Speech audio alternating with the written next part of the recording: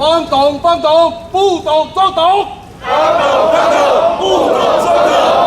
乱改规定，奖金还我！乱改规定，奖金还我！拒单拿修都说没有，拒单拿修都说没有。所有窗口还要多久？所有窗口还要多久？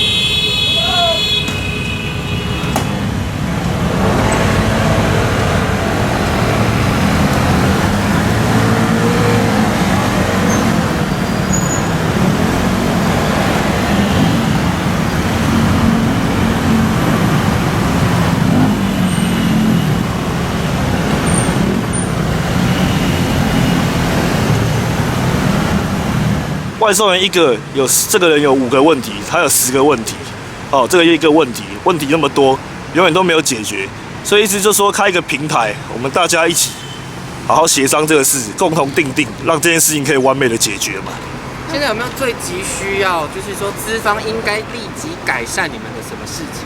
立即改善哦，我认为这个每个人的想法都不一样，哦，那我还是觉得他立即要改善的事情，就是开放我们可以去沟通的平台。这件事情是最需要的，对。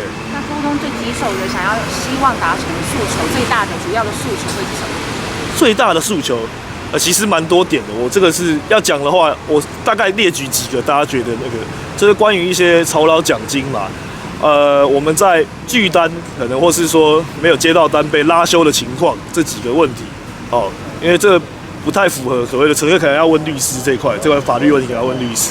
关于承揽制这一块，哦，这些问题可能都需要说跟公司做协商，这样。已经有说他2月的时候有给一个什么里程奖金，就像我刚刚讲的嘛，他每次就是颁一个命令出来，好像说哦我有做咯，可是做的并没有到位啊，大家并没有满意啊，那为什么不去跟我们来好好做一些协商，让这件事情定出来的是大家都可以满意的情况呢？没有啊，就是片面，就是完全是片面，关起门自己，他们不懂啊。